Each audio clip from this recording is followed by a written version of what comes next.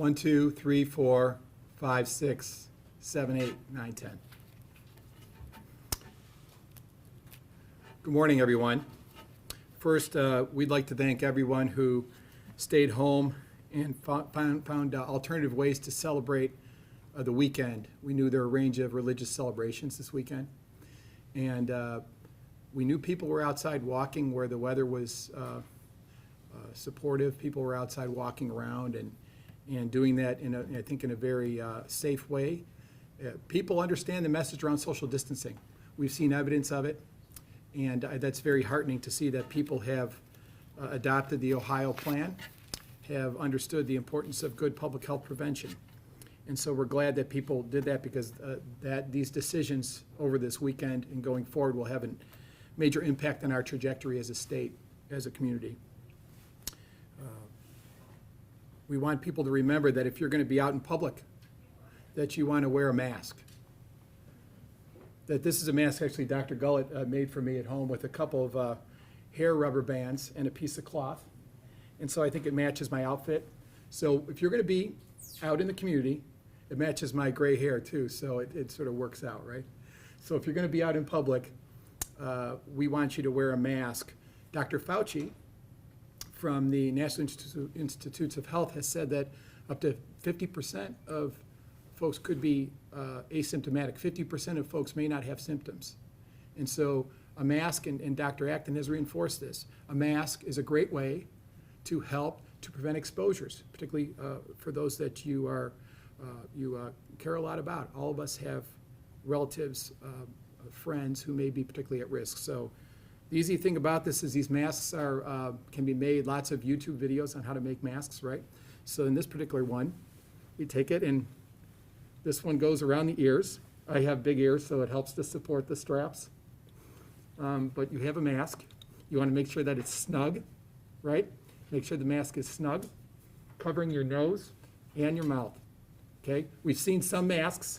This is not right. This is not right. You know, we've seen masks that are like this. This is not right. So we want to make sure that we use our masks appropriately. It has to be snug.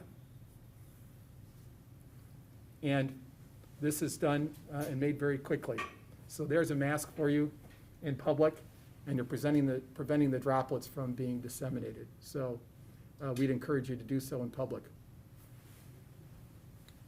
And Dr. Gullett has a lot funner masks she'll share with you.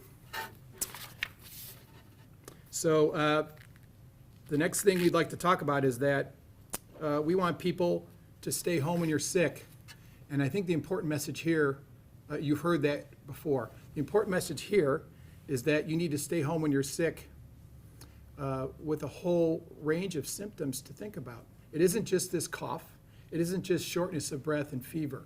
But if you're not feeling well, we want you to stay home, because the spectrum of symptoms that may be associated with potential exposure are important to think about. They could be a range of things. It could be, it may be diarrhea. It may be a runny nose. It could be muscle aches.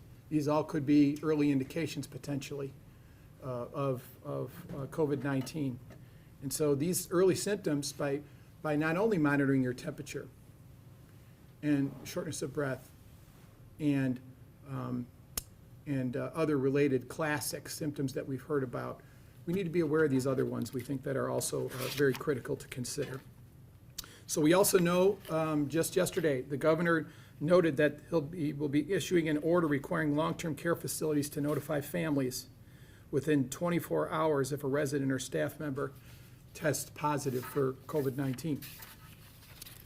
A list of facilities that have had a resident or staff member test positive will be posted on the Ohio Department of Health's website. We believe they're set to do that today, this afternoon. We know that these congregate living conditions, places where people live in close proximity, are particularly at risk and share common spaces. And these are realities that we have in the way that we interact as people. And so these conditions make us particularly at risk in those circumstances.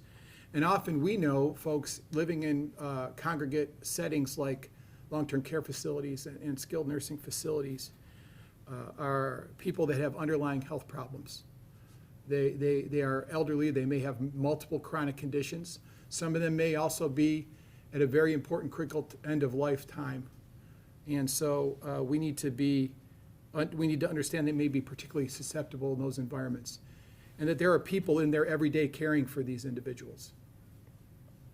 We know that it's, given the risks there, we had to plan for not if, but when these cases would occur because of how widespread COVID-19 is. And so we know these facilities are doing, they're doing an excellent job. They're doing the best that they can do under very challenging circumstances. Most of these facilities are out there, and it's been heroic to watch the staff members and the workers come in every day and respond. Come in every day to do their best and bring their best to support the people that they care for. For these folks, it's more than just a job, it's a calling. And so I have a lot of respect for the people that have been going in and day out to care for individuals at risk. And many of them have been providing quality services for decades. They're doctors, they're nurses, they're support staff, a range of caretakers that must go into those facilities every day. And with a pandemic at hand, we know, and concerns about asymptomatic transmission, people may have it and not know it. Right now, it's a particular concern that we try to be safe, but recognize that we don't want these businesses, long-term care facilities and nursing homes to be stigmatized.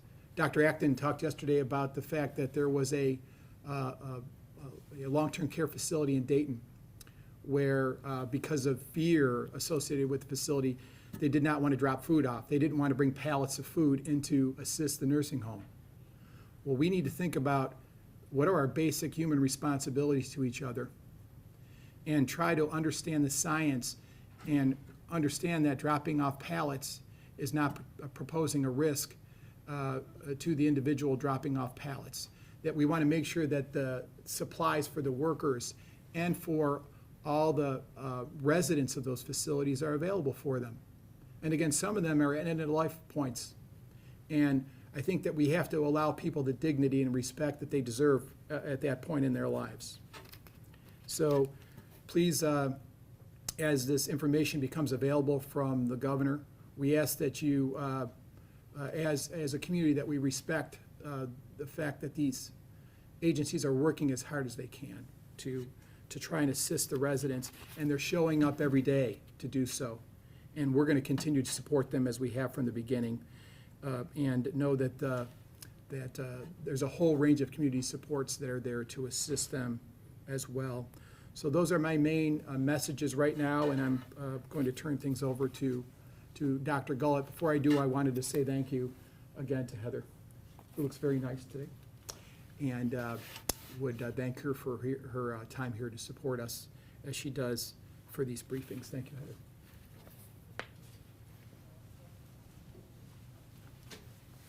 Good morning. Thank you again to all of our media partners here and back in your studios and reporting from home. We really appreciate your continued work to tell the story of how COVID is affecting our community. I'd like to also start today by recognizing all of the members of our community who have been donating to either social service agencies or community-based organizations, the organizations providing for all of the needs that we see increasing among our community, so food and behavioral health support, primary care support, lots of different needs that we know are increasing for so many in our community. So thank you for donating money, donating your time, donating your physical resources, what you have. That also includes the personal protective equipment. We've made several pleas in these conferences and out through messaging to donate personal protective equipment that you may have at home and or in your business, and that has been met with a really great response. And so we just want to acknowledge all of the people who recognize that this is needed on the clinical front lines in our hospitals, among our first responders, among our long-term care facilities. All of those organizations have bought their own personal protective equipment, but their orders are being canceled, and we need the donations we have until what we call our supply chain, or the flow of resources, comes back to the community. So thank you so much. We also know employers have asked for donations of sick time from other employees, as well as donations to support others in the organization, and we thank you for answering the call for those donations as well. This is a time where we have the opportunity to see all the best in what we can do for each other. We can all be at our best in the midst of a crisis, and we see that. It gets reported to us, and so we want to acknowledge and honor everybody who's being so generous during this time. Gratitude is really going to be one of the key things that gets us all through this time. Our case numbers for today, again, I'm going to say the same thing I've said every press conference. These numbers are real people. These numbers are invaluable, important members of our community. Every person in this community is an important member of our community, and so please continue to remember each of the people represented in these numbers and try to support them and their families while respecting their privacy as much as you can. The total cases for the Cuyahoga County Board of Health jurisdiction are 845 lab-confirmed cases. The age range from those cases remains 1 week of age to 101 years of age. The date of illness onset is February 29th to April 8th. And what that represents is that we have continued transmission in the community. We have continued spread of the virus. When people are having symptoms developing within the past week, we know more new transmission is happening, which is really important to understand where we are in this for our community. Deaths in our community are 25, with the age range 55 to 93 years of age. And the date of deaths is March 20th to April 12th. So picking up on sharing this range of illness onset that I just mentioned, it is too early for us to let up on all of the public health measures that we have in place. This is all wearing on all of us. We are at that point where we're settling into a new normal that most of us could never have imagined. Even those of us who do simulations of pandemics, because this is the work we do, it's still impossible to fully appreciate what these efforts would look like until you live them. So we all acknowledge this is very hard for every single one of us included. But we have made tremendous progress in this community with the public health measures that most people have been abiding by. Staying home, only going out for brief periods to get food or other essential items, and when you do so, wearing cloth masks, making sure you don't have gatherings or parties. Please continue to do these things. We also recognize that the economy is a huge part of this, and it's very hard to be dealing with layoffs, furloughs, lack of income, bills. This is really hard for all of us. And there isn't probably a more powerful determinant of health or powerful indicator of the ability for people to be healthy than having a job and having a strong economy. So we do not take this lightly in public health, but it's really important that people not get too comfortable with the fact that we are making progress. Please don't let up on these things. We all want our economy and our jobs to be back as soon as possible, but if we have more transmission, it's going to be that much longer until we can get back to the way we all want our community to be. So please know that we've got to stay the course a bit longer. I wish I had specifics about how much longer, but we are determined here in public health, along with all of our public health partners in the region and in the state, to push as far as we can, as quickly as we can, on identifying cases, isolating people, identifying contacts, quarantining, those are the cornerstones of this response, and they remain that way. And that is what we need to continue to do, along with measures of staying at home, to get us through this as quickly as we can. We continue to get reports of parties and gatherings of non-household contacts that have led to cases, including within the last few days. So I share that to say, please don't do these things, because that continues to perpetuate or cause new cases that then drags this on even longer. Okay, so I know it's really hard, but you've got to please, please, please listen to us about that, because we are seeing it. It's still happening. So for all of you who are not doing those things, we thank you.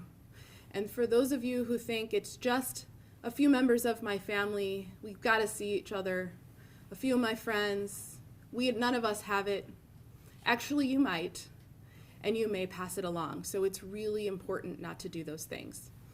I will just reiterate what Terry said. Please try to wear a cloth mask when you go outside. And again, this is not us attempting to infringe on anyone's individual rights. This is simply us trying to give you the best information we know about how to get through this as quickly as possible. And we all have an individual responsibility to do everything we can, and so this is one of them. So I thought I would share my favorite team in the whole world. I've been a lifelong Cleveland Browns fan, grew up in Northeast Ohio, and I do believe we will win a Super Bowl before I die. And so my kids and my mom made this for me. So this is one of the masks that I've been wearing as well. And we just want to continue to remind you that we are doing this too. It's a little hard for us to convey information in a press conference, but we had these on right before we walked in, and we'll have them on right as we walk out. And we have them on in the stores and other times. So thank you so much for listening to our recommendations. Finally, I'm going to revisit the issue of stigma and cluster investigations. I have for a very long time been talking about cluster investigations as a critical part of what we do here in public health, not just in COVID-19, but in all sorts of infectious disease outbreaks that we handle on a day in and day out basis that never really make the news because they're just the way things are normally. But now this is such a big deal that you're learning more about what we do in cluster investigations. So our long-term care facilities and many other organizations have worked tirelessly with us and partnered with us in a matter of talking to them multiple times every single day. They are doing everything we're asking. They are being proactive before they even have cases in making sure they know the best infection control practices. We are working with our county to ensure that they have the right personal protective equipment and that every person in the facilities knows how to appropriately use that equipment to prevent further transmission.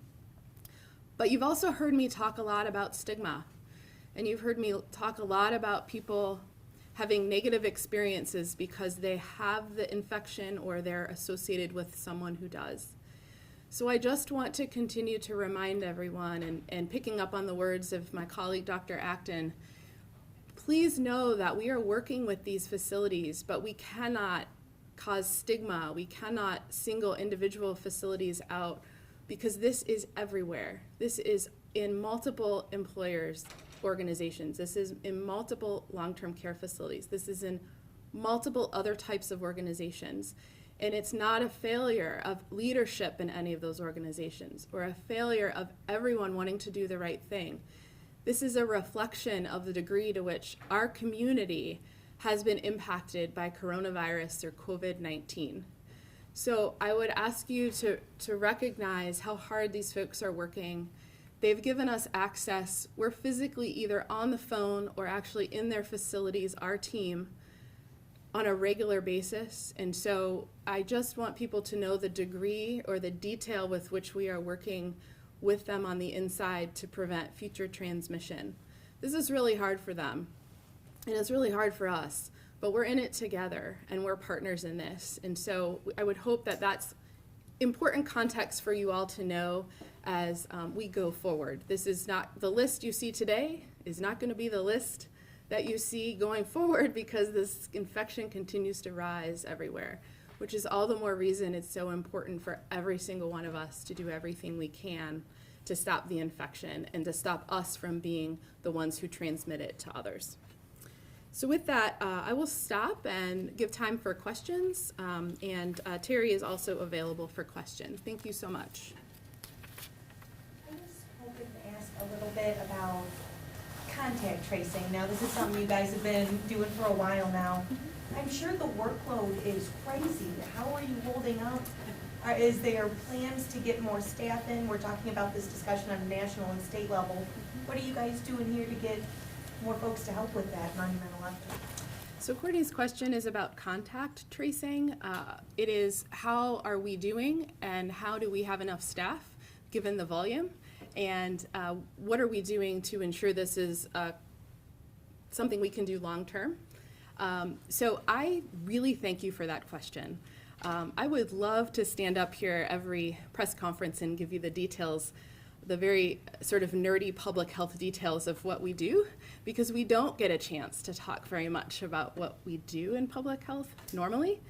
But this is so important. And so contact tracing, and maybe you saw Dr. Frieden, former CDC director, put some stuff out this weekend, which was sort of highlighting 4 of our big pieces that we're using here. And it was really great to see someone at that level saying, this is what our local health departments need to be doing, which is what we've been doing.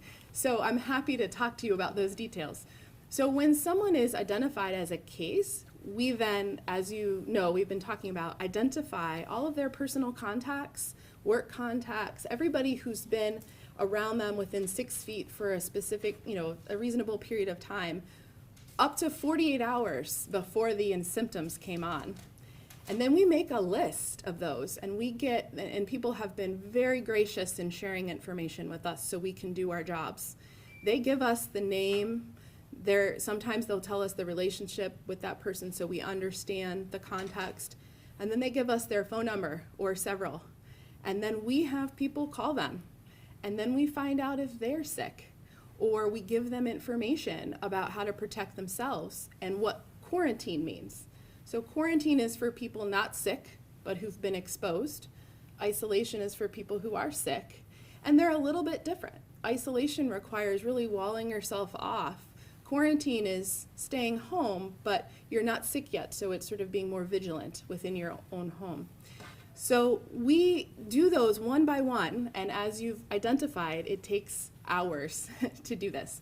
So we have an incredible army of public health professionals here, a huge staff that have been mostly redeployed to COVID-19, although we have a lot of other essential public health functions we're still maintaining, like food service inspections and other things. So that staff has been working really hard 7 days a week to do the contact tracing. We also have a very long-standing partnership with the Case Western Reserve University School of Medicine. I was placed here in 2013 by our dean to build partnerships between our School of Medicine and the health department, and part of that was that one of our strategic priorities is improving the health of the community, and there's no better way to do that than be in true partnership with your health department.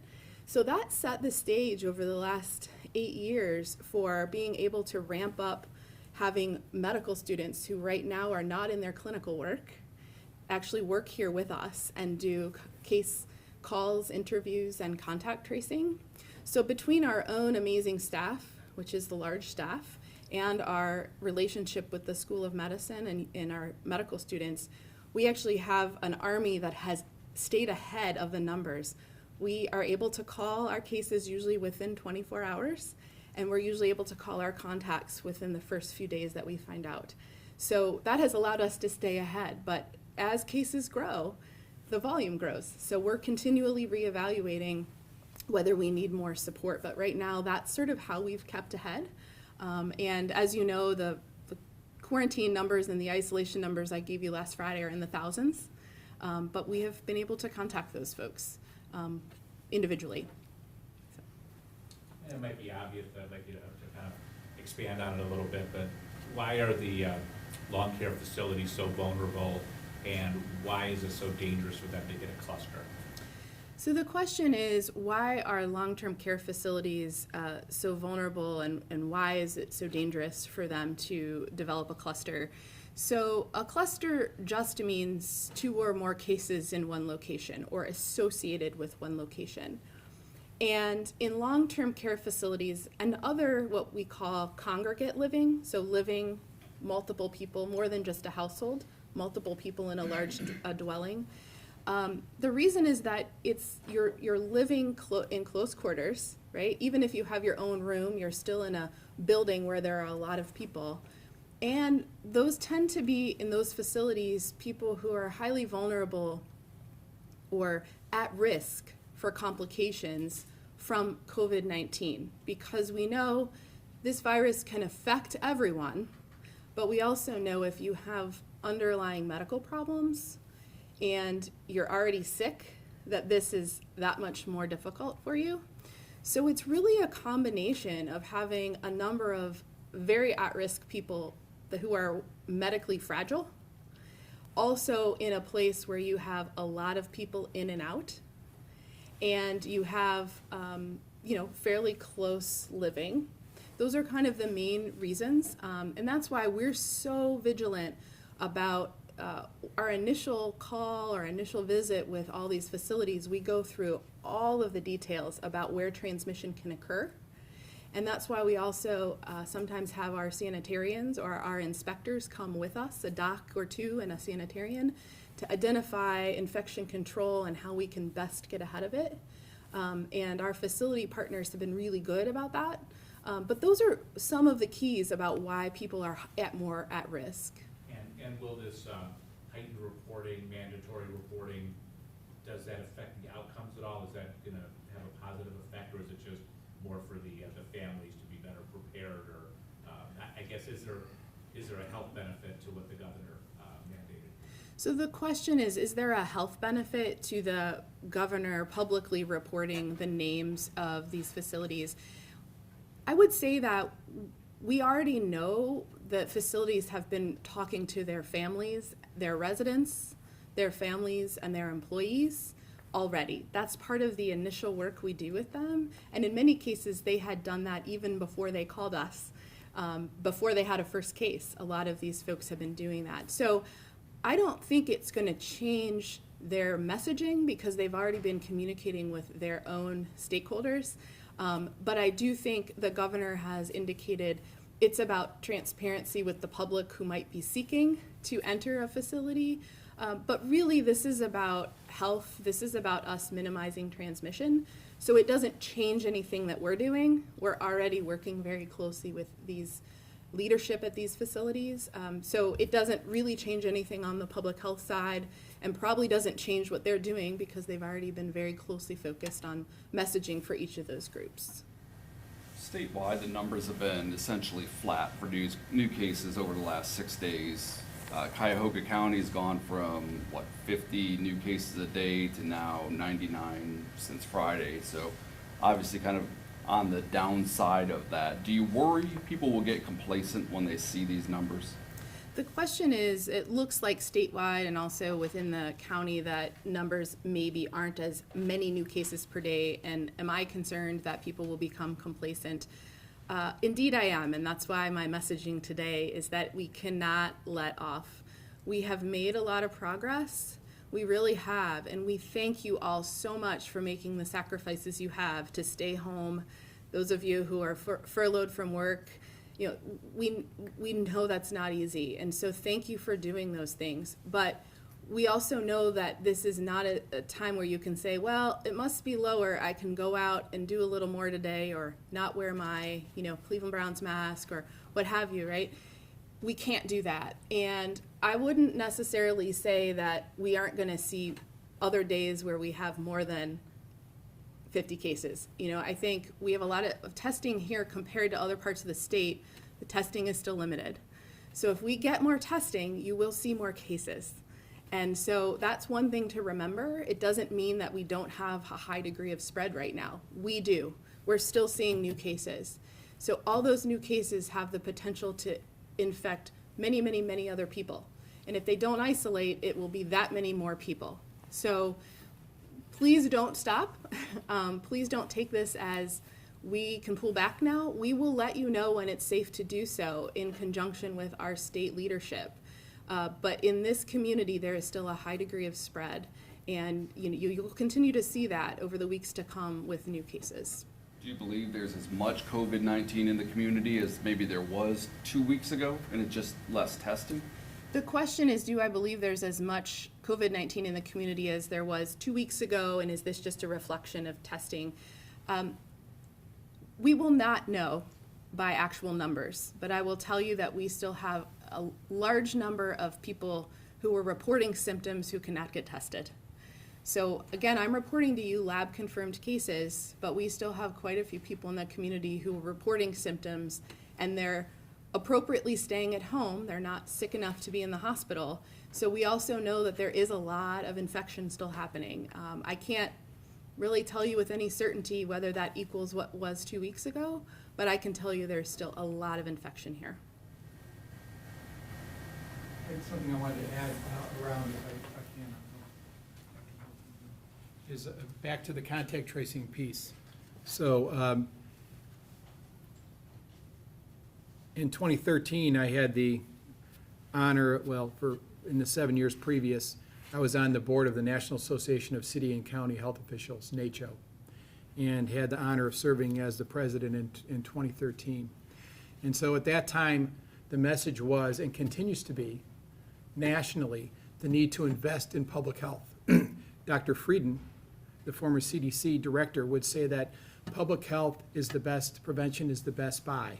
3 cents on the dollar goes into public health prevention. So we need to think about our healthcare dollar and how to get the most out of it.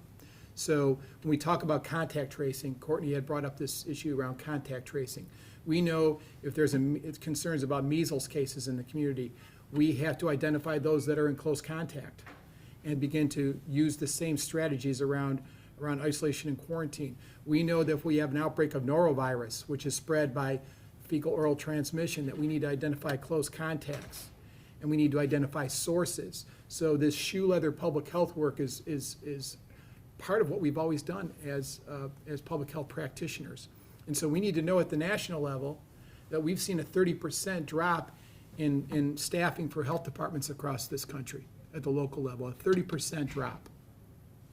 And so in reports from Johns Hopkins, which came out recently in this discussion around contact tracing and needing to ramp up, that is decidedly a large investment in infrastructure at state and local health departments to support the horsepower that you need to deliver that service of prevention. And we know that if you do that up front, you save lots of money on the back end. You pay now or you pay a hell of a lot more later to deal with the response and the outfall from infectious diseases. So the reports and the identification of contact tracing as the way to identify people at risk and people who are at sick and get them off the street and at home monitoring their symptoms is a good buy in prevention. It means they're not flooding the emergency rooms. It means they're not filling the ICUs. It means that our EMS are not being inundated with reports for transport. So the message here is prevention. And the message is, as the reports come out and we begin as America to digest the impact of this and what it means for us going forward, it means we need to invest in public health so that we have the infrastructure to respond. All of us in real time are ramping up and doing the best that we can, retasking people and training people who have done case investigations on foodborne outbreaks, getting them now trained up to get involved in response around COVID-19, and we're doing that. But that infrastructure across the country needs to match the need and what I think Americans expect from a public health department. So I wanted to add that piece of information from my past experience.